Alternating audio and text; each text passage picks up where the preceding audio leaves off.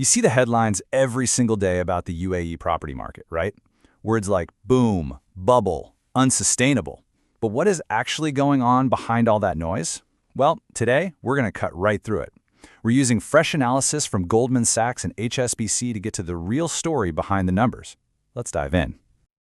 So let's just start with one single massive number, 31%.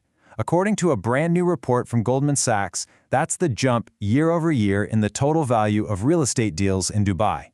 Now, that's a huge sign of a market that's absolutely on fire. But is it the whole story? Okay, so let's dig into those big headline figures first. Because while the momentum is just undeniable, the real story here isn't about one number. It's about all the little details hiding behind it. And this isn't just a one-off thing. The data is consistent.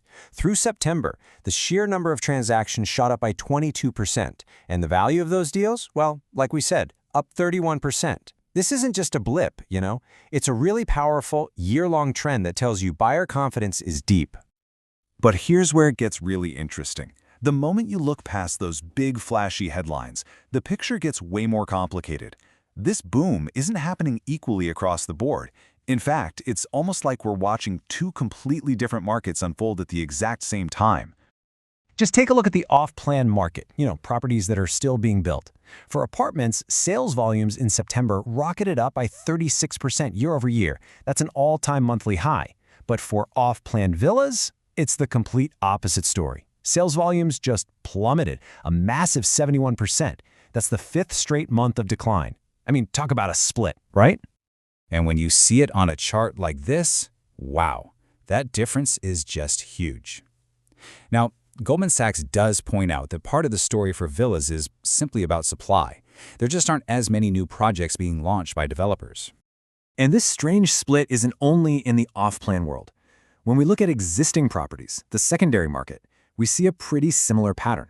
Sales volumes for existing apartments are actually down 10%, which shows a bit of softness. But look at villas. Even with sales numbers staying flat, the value of those transactions is up a really healthy 20%. So people are definitely willing to pay more for the existing villas that are out there. Okay, so if some parts of the market are actually slowing down, what's the deal? What's keeping the overall numbers looking so incredibly strong? To get that, we need to pop the hood and look at the engine room that's powering this entire boom. And the answer, really, in a single word, is people. This quote from HSBC Global Research gets right to the heart of it. The UAE is seeing this massive wave of expats coming in, looking for better jobs, better opportunities, and frankly, a much better tax environment. This isn't just about people investing money. It's about people moving their entire lives here. And just to give you an idea of the scale we're talking about, in 2024 alone, Dubai's population grew by around 180,000 people. That's not just a number, that's like dropping a whole new city's worth of residents into Dubai in a single year, and all of them need a place to live. That creates this huge organic demand for housing that's propping up the entire market. And this population boom is no accident. It's the direct result of some very deliberate government policies. The Goldman Sachs report points to a whole list of reforms. Things like relaxing the golden visa rules, creating new long-term residency options, all of it designed to make it easier for professionals and investors to pack up and make the UAE their home. Now, this trend is playing out across the country, but it looks a little different in the UAE's two economic powerhouses. Dubai gets a lot of the headlines, sure, but the story unfolding just down the road in Abu Dhabi, well, that might be even more fascinating. This table from Goldman Sachs tells such a cool story. Just look at that top line for overall price growth. Dubai is strong, up 12.5%, but Abu Dhabi is nearly double that, at almost 24%. And now look at rents, up over 25% in the capital.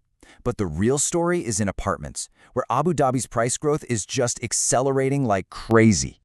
So all of this brings us to the big $1 million question.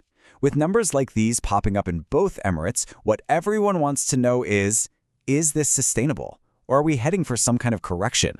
And to answer that, it all boils down to that classic rule from Econ 101, supply and demand. And this is where the analysis from HSBC really gives us a sneak peek into what the future might hold. HSBC breaks it down really simply for us. They project Dubai's population is going to grow about 4% every single year. That means the demand for new homes is just going to be relentless. But when they mapped out all the planned new housing against that demand, they found a major gap. Over the next 5 years, they're projecting a potential shortfall of more than 100,000 homes. But here's the kicker. HSBC adds this really crucial piece of insight. Historically, the number of homes that are planned is almost always higher than the number of homes that actually get built and delivered. You know how it is. Developers sometimes overpromise. So what does that actually mean for the market?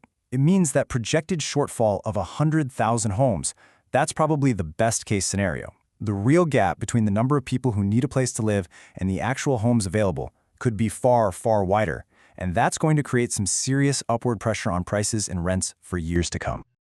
And that kind of leaves us with this final thought.